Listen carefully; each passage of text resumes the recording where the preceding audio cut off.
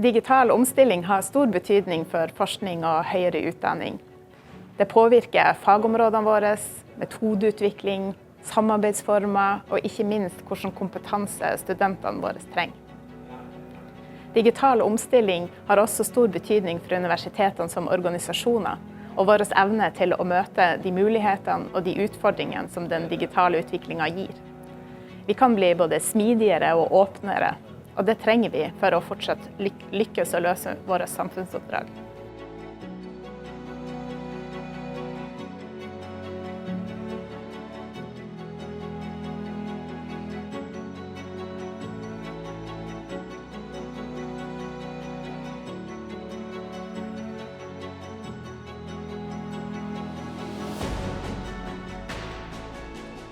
Digital omstilling gir mange muligheter til sektoren.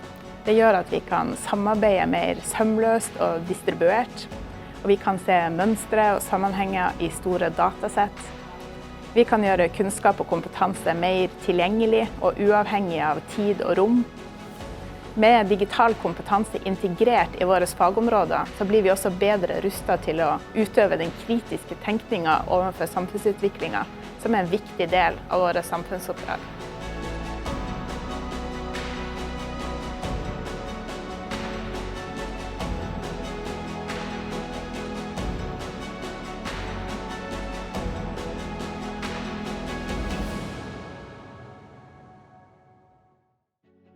Digital omstilling er jo krevende, fordi vi skal arbeide med å gi videre en kompetanse som mange av våre ansatte mangler selv. Og en for teknokratisk tilnærming til den digitale omstillingen, det vil gjøre at vi bommer på målet. Vi kan ikke nøye oss med systemer og tekniske løsninger. Det vi må lykkes med er å integrere det digitale i måten vi arbeider med våre fag og med våre tjenester. De store utfordringene ligger derfor i kapasitet og kultur.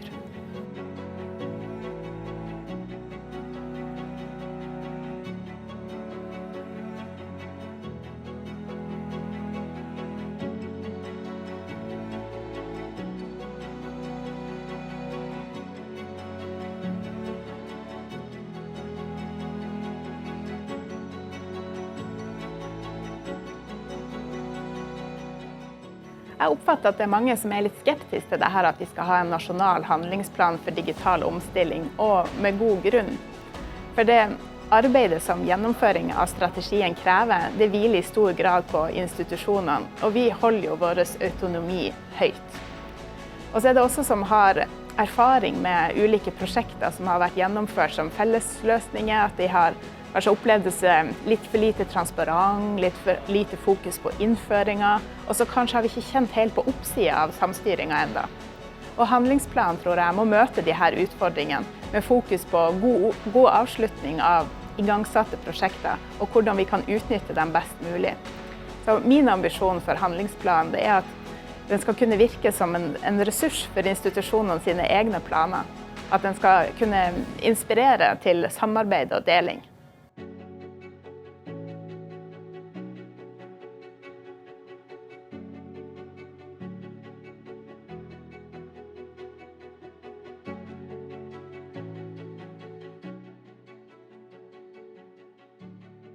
Den arbeidsgruppa som er oppnevnt for å utarbeide handlingsplanen, den består av utrolig mange flinke og fine folk.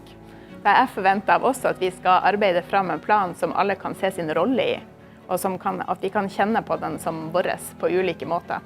Og derfor er det veldig fint at vi har ulike bakgrunner og roller i de institusjonene som vi representerer.